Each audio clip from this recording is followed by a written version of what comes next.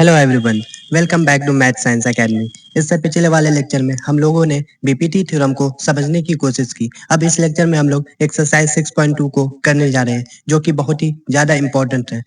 इस एक्सरसाइज से लगभग हर 1 या 2 साल में बोर्ड एग्जाम में क्वेश्चन जरूर आता है। तो चलिए इस लेक्चर का शुरुआत करते हैं हम लोग। सबसे पहले हम लोग पिछले लेक्चर का रिवीजन करेंगे, उसके बाद हम लोग बोर्ड एग्जाम के स्ट्रेटजी को समझेंगे, उसके बाद एक्सरसाइज 6.2 के क्वेश्चन को करेंगे। वो क्वेश्चन करेंगे जो कि बहुत ज़्यादा इम्पोर्टेंस है और जिससे कॉन्सेप्ट बिल्डअप होगा। उसके बाद हम लोग कॉमन मिस्टेक्स को समझेंगे जो हम लोग बोर्ड एग्जाम में कर सकते हैं, जिससे हमारा मार्क्स लॉस हो सकता है। उसके बाद हम लोग होमवर्क क्वेश्चन को देखेंगे। पिछले लेक्चर में हम लोगों ने बीपीटी थ्योरम और उसके कन्वर्स थ्योरम के बारे में जाना था। मैंने बीपीटी थ्योरम के बारे में ये बताया था कि अगर डीई पैरेलल बीसी है तो हम लोग AD by DB is equal to AE by EC कह सकते हैं। और कन्वर्स में मैंने ये बताया था कि ये बिल्कुल बीपीटी का उल्टा है। अगर AD by DB is equal to AE by EC दिया हुआ है तो हम लोग ये कह सकते हैं कि डीई पैरेलल बीसी के है। और मैंने ये भी बताया था कि अगर क्वेश्चन में पैरेलल लाइंस दिए हैं तो हम लोगों को हमेशा बीपीटी को सोचना है, और जब इक्वल रेशियो दिए हैं तब कन्वर्स ऑफ बीपीटी के बारे में सोचना है। हम लोग जब भी क्वेश्चन को करने बैठे तब सबसे पहले हम लोगों को क्वेश्चन को ऑब्जर्व करना होगा अच्छी तरीके से। उसके बाद हम लोगों को क्वेश्चन को अप्रोच करना होगा। तो चलिए इस अप्रोच को हम लोग सीखने की कोशिश करते हैं और अप्लाई करना सीखते हैं। उससे पहले एक मैथ साइंस बोर्ड ट्रिक को समझ लेते हैं।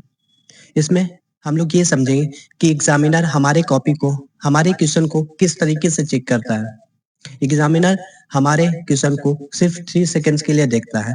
सबसे पहले वो ये 3 चीजें नोटिस करता है: एक्यूरेसी, कंप्लीटनेस और प्रेजेंटेशन। वो ये देखता है कि बच्चे ने क्वेश्चन को सही तरीके से सॉल्व किया है कि नहीं, उसका सॉल्यूशन सही है कि नहीं। उसके बाद वो कंप्लीटनेस को देखना है कि बच्चे ने पूरे क्वेश्चन को कंप्लीट किया है कि नहीं। उसके बाद प्रेजेंटेशन को देखता है कि वो बच्चे ने अच्छे तरीके से साफ साफ सॉल्यूशन को लिखा है कि नहीं। तो चलिए इस ट्रिक को जानने के बाद हम लोग इस लेक्चर का शुरुआत करते हैं। और तो चलिए फर्स्ट क्वेश्चन को करते हैं। आपके सामने फर्स्ट क्वेश्चन दिख रहा है। इसका सॉल्यूशन देखने से पहले आप वीडियो को पॉज करके एक बार खुद से ट्राई करें।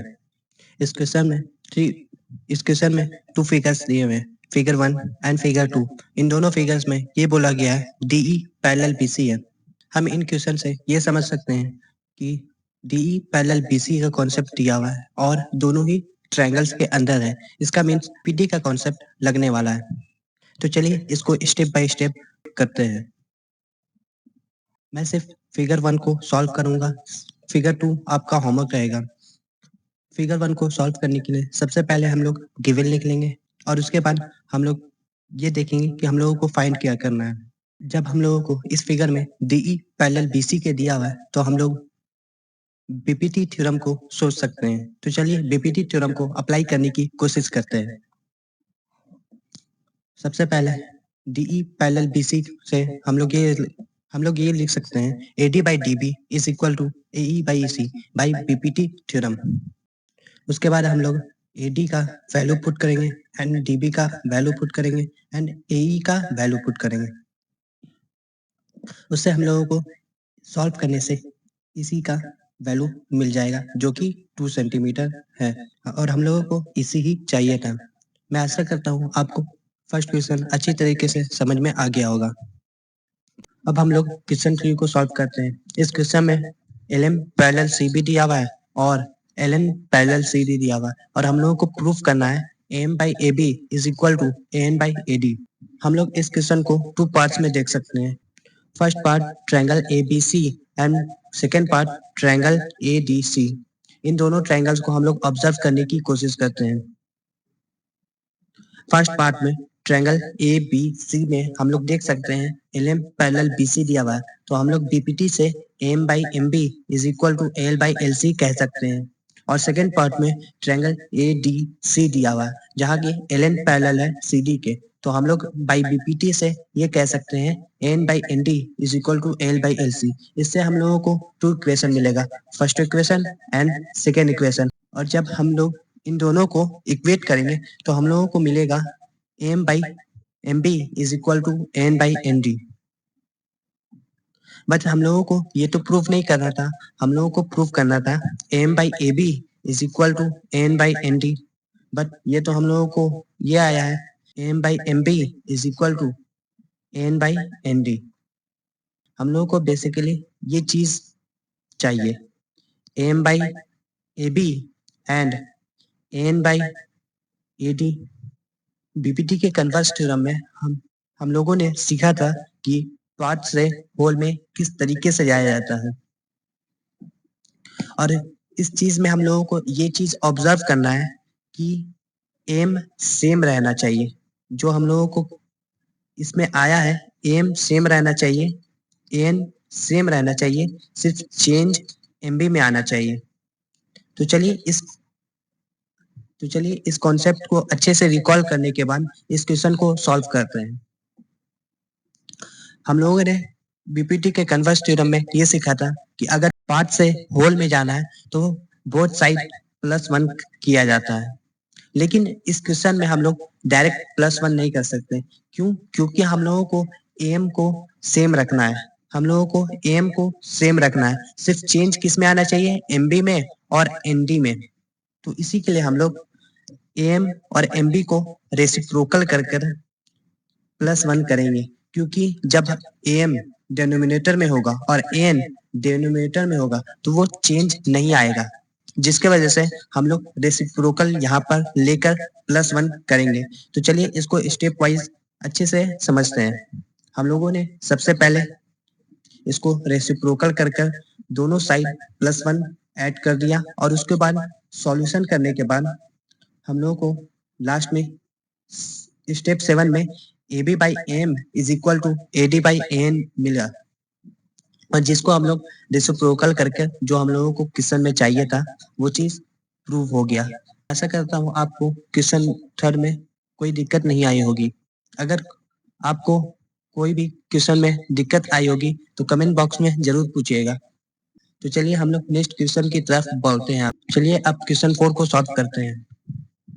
क्वेश्चन 4 में DE पैरेलल AC दिया हुआ है, DF पैरेलल AE दिया हुआ है, और प्रूफ करना है हम लोगों को BF by FE is equal to BE by EC। इस क्वेश्चन को करवाने का मेरा मोटिव ये था कि एग्जाम में हम लोगों को सिर्फ बीपीटी कॉन्सेप्ट लगाना नहीं आना चाहिए, बल्कि हम लोगों को डायग्राम को भी टीच करना आना चाहिए।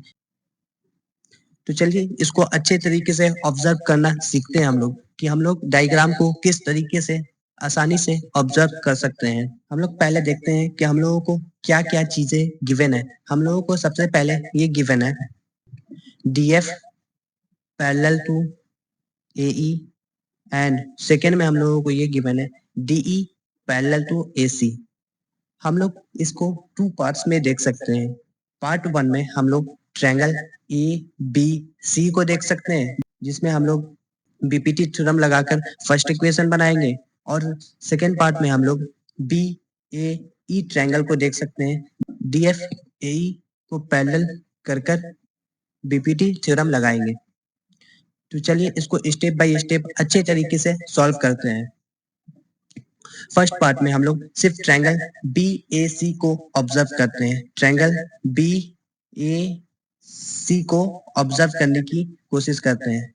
इस पार्ट में हम लोगों को ये दिया हुआ है DE पैरेलल टू AC है, विच मीन्स हम लोग ये कह सकते हैं by BPT DA by BD is equal to EC by B।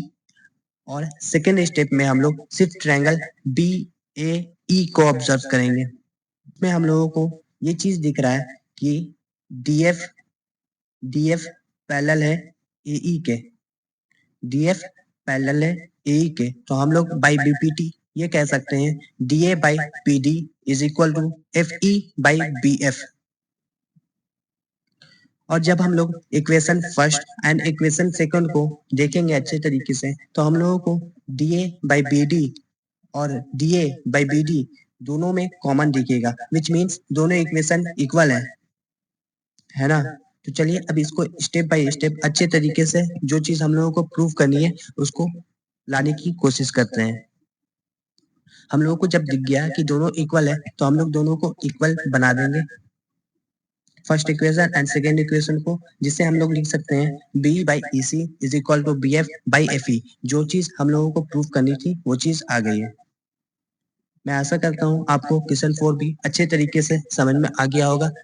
मैंने इसको फिगर्स में तोड़कर अच्छे तरीके से समझाने की कोशिश की। तो चलिए अब आगे इस लेक्चर में बढ़ते हैं और नेक्स्ट क्वेश्चन की तरफ चलते हैं। इस क्वेश्चन में डीई पैरेलल ओ क्यू दिया हुआ है and DF parallel O R दिया हुआ है और हम लोगों को ये शो करना है ईएफ पैरेलल क्यू आर है।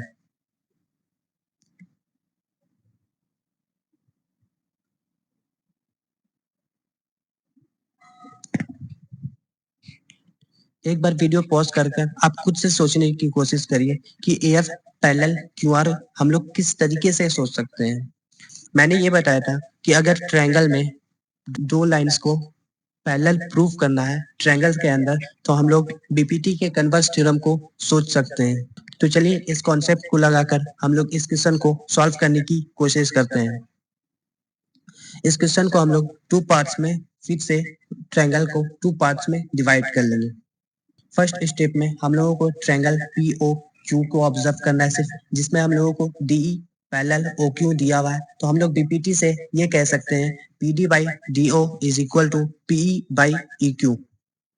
और सेकेंड स्टेप में हम लोग जब ट्रायंगल पी ओ आर को ऑब्जर्व करेंगे तब हम लोग ये देख सकते हैं कि उस ट्रायंगल में D F parallel O R दिया हुआ है। तो हम लोग बीपीटी से ये कह सकते हैं कि P D by D O is equal to P F by F R. और जब हम इन दोनों को इक्वेशन को देखेंगे, दोनों इक्वेशन में पीडी बाई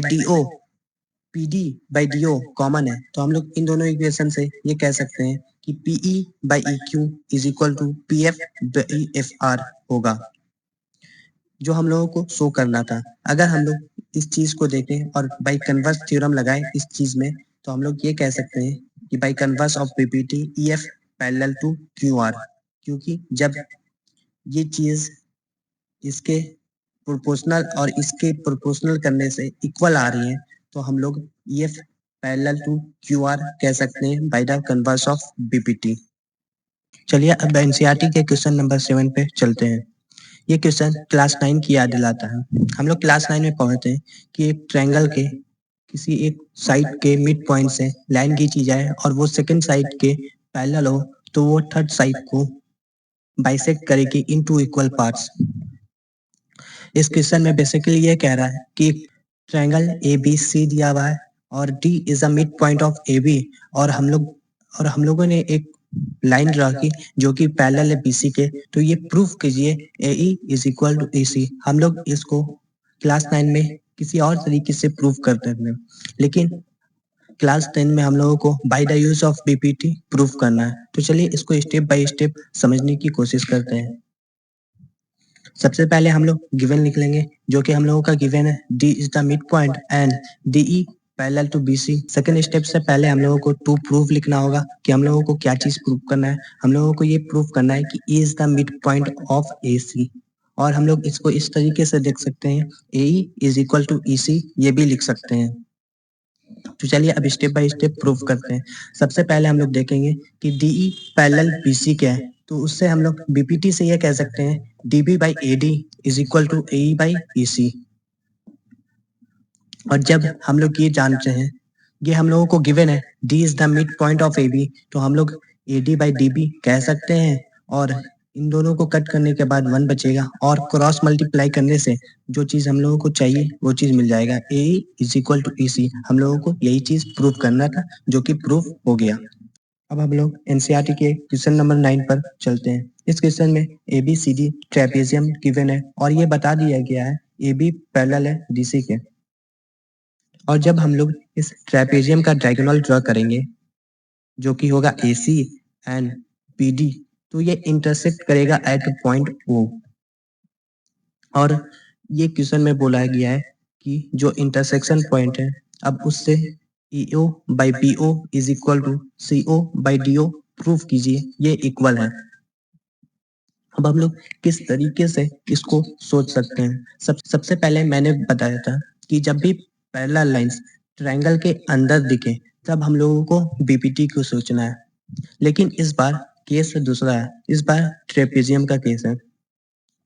तो हम लोग पॉलीगॉन्स में या कोई भी क्वाड्रिलेटरल में मैंने इसका जिक्र नहीं किया था कि बीपीटी का यूज होगा, सिर्फ वो ट्रायंगल में यूज हो सकता है। तो इस बेसिस पे हम लोग बीपीटी का यूज पॉलीगॉन में नहीं कर सकते हैं।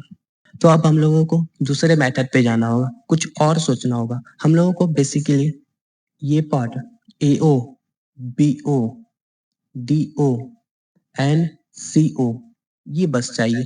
तो हम लोगों को ये दिख रहा है कि ये सिर्फ 2 ट्रायंगल्स का बात है, triangle AOB and triangle COD। तो हम लोगों को सिर्फ इन दोनों ट्रायंगल्स को ऑब्जर्व करना होगा और हम लोग बीपीटी के मेथड से तो नहीं चल सकते। अब हम लोगों को दूसरे कॉन्सेप्ट पर शिफ्ट होना होगा इस क्वेश्चन के लिए। इस क्वेश्चन में हम लोग सिमिलर ट्रायंगल्स का कॉन्सेप्ट देखेंगे। इन दो ट्रायंगल्स का सिमिलर प्रूफ करना इसलिए जरूरी है क्योंकि अगर हम लोगों को सिमिलर ट्रायंगल्स प्रूफ हो गए तो हम लोग इस बेसिस पे कह सकते हैं कि उनके साइड्स का रेशियो इक्वल होना चाहिए। Bye the use of triple S criteria हम लोग ये कह सकते हैं कि उनके साइड्स का रेशियो इक्वल हो सकता है। उस बेसिस पे हम लोग AO by CO and BO by DO easily कर पाएंगे और जिससे हम लोगों का प्रूफ तक हम लोग पहुंच सकते हैं जो चीज हम लोगों को चाहिए। लेकिन हम लोगों का साइज का रेशियो तो नहीं दिया हुआ। अगर साइज का रेशियो दिया रहता तो हम लोग डायरेक्टली ये प्रूव कर सकते थे, लेकिन साइज का रेशियो नहीं दिया हुआ तो हम लोगों को कुछ और मेथड लगाना होगा। कुछ और मेथड में ये है कि हम लोग एंगल्स देखेंगे। क्योंकि हम लोगों को ये पता है कि दो पैरेलल लाइंस के बीच में एक इंटरसेक्शन लाइन जाती है, तो ये एंगल और ये एंगल इक्वल होते हैं by the alternate interior angles. हम लोग इन दोनों एंगल्स को इक्वल कह सकते हैं। उसी बेसिस पे AB पैरेलल है DC के और BD एक इंटरसेक्शन लाइन है, जिस बेसिस पे हम लोग angle ABO and angle CDO को इक्वल कह सकते हैं। और हम लोग इस एंगल को भी इक्वल कह सकते हैं by the vertically opposite angle. Double A criteria से इन दोनों ट्रायंगल्स को सिमिलर कह सकते हैं। एनसीईआरटी ज्यादातर डबल ए क्राइटेरिया का यूज करता है, तो हम लोगों को डबल ए क्राइटेरिया को ही यूज करना चाहिए। और हम लोग ट्रिपल ए क्राइटेरिया को भी कह सकते हैं। क्योंकि अगर दो ट्रायंगल्स का दोनों कोरस्पॉन्डिंग एंगल्स इक्वल हो गए तो थर्ड एंगल खुद ब खुद इक्वल हो जाता है। और इसको हम लोग देख भी सकते हैं कि दो पैरेलल लाइंस के बीच में एक इंटरसेक्शन AC जा रहा है, तो ये अल्टरनेट इंटीरियर एंगल्स के बेसिस पे ये इक्वल हो सकते हैं।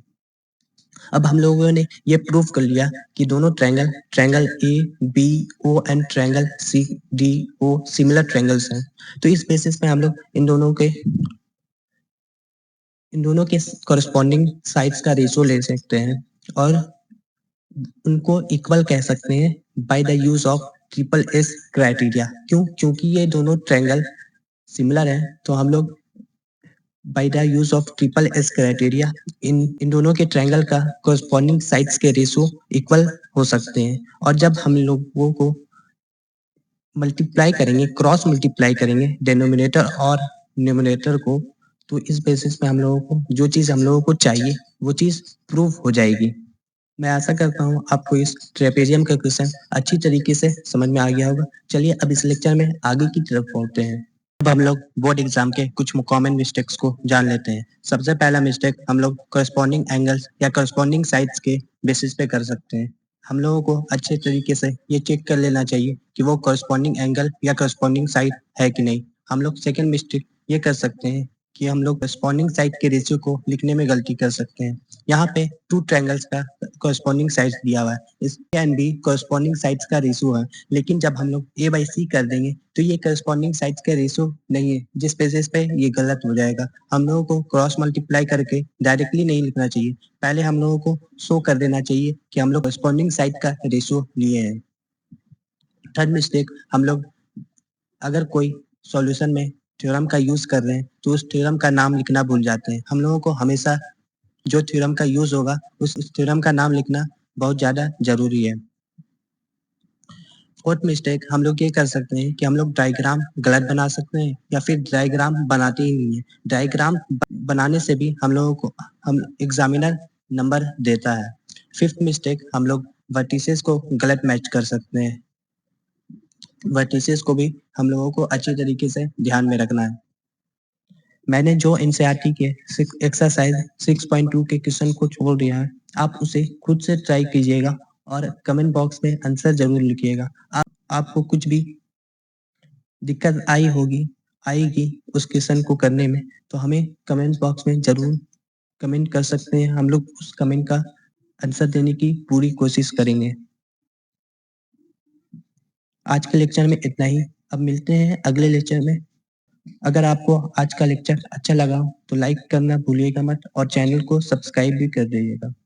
Keep learning, keep growing. जय हिंद।